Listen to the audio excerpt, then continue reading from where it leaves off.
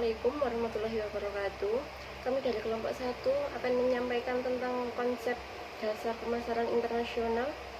Kelompok kami, saya sendiri, Dwi Putri, ada Cindy Aisyah, Haris Mahmud, dan Agustius Ramadana. Langsung saja, pengertian konsep dasar pemasaran internasional. Di definisi pemasaran internasional itu merupakan kegiatan suatu perusahaan untuk menyampaikan, mempromosikan, ataupun mengenalkan produknya maupun jasa yang mereka punya kepada konsumen di berbagai negara. Ini kan lingkupnya internasional, jadi itu mencakup berbagai negara, bukan hanya satu negara aja. Saya akan menjelaskan tentang 3 jenis kompetensi pemasaran internasional, yaitu 1. Kemampuan untuk menangkan rintangan dan hambatan yang diharapkan oleh pemerintah yang menghalang-halangi arus bebas barang dan jasa yang melewati perbatasan mereka.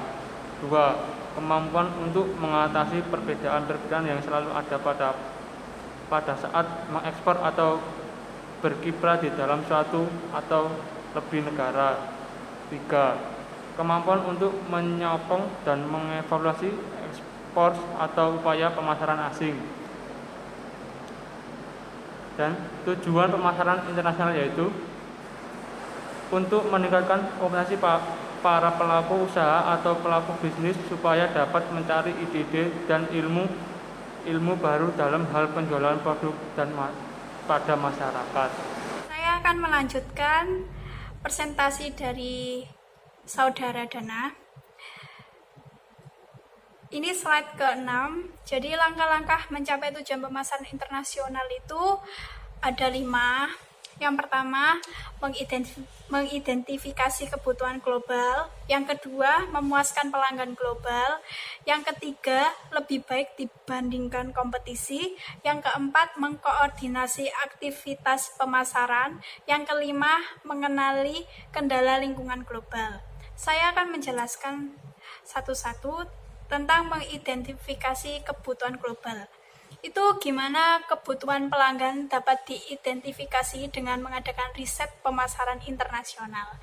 Lalu langkah yang kedua memuaskan pelanggan global. Jadi bila kebutuhan pelanggan ternyata berbeda untuk semua negara dan wilayah, perusahaan mesti memikirkan bagaimana mengadaptasikan produk dan berbagai elemen bauran pemasarannya. Terus yang ketiga, lebih baik dibandingkan kompetisi. Maksud dari itu tersebut, perusahaan mesti menghadapi kompetitor domestik dan global. Kompetitor global dapat meliputi perusahaan multinasional raksasa dan badan-badan usaha milik negara atau BUMN yang tidak biasa saja berorientasi laba dan juga perusahaan lokal kecil. Yang keempat, mengkoordinasi aktivitas pemasaran.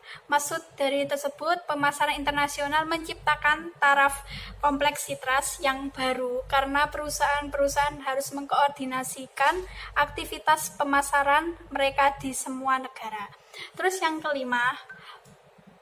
yang kelima, mengenali kendala lingkungan global. Maksud dari tersebut, beraneka macam perusahaan berusaha untuk memasarkan di arena internasional. Pasti mereka mengatasi perbedaan-perbedaan kultural dan ekonomi yang terdapat dalam infrastruktur pemasaran. Lalu slide ke-7, partisipan pemasaran internasional. Partisipan dalam pemasaran ini ialah pemain-pemain seperti perusahaan multinasional, eksportir, dan perusahaan jasa.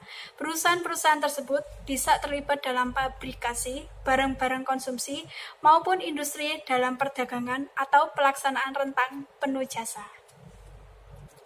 Jadi, kesamaan dari semua partisipasi tersebut adalah kebutuhan untuk mengatasi kompleksitas pasar internasional.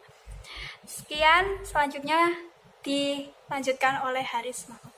Terima kasih. Terima kasih, saya akan melanjutkan presentasi dari teman saya yang slide ke-7 tadi. Sekarang itu slide ke-8, yaitu kebijakan dan hambatan perdagangan internasional.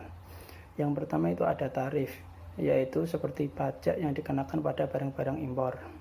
yang kedua itu ada subsidi ekspor, yang ketiga ada pembatasan impor atau pembatasan langsung atau jumlah barang yang boleh diimpor.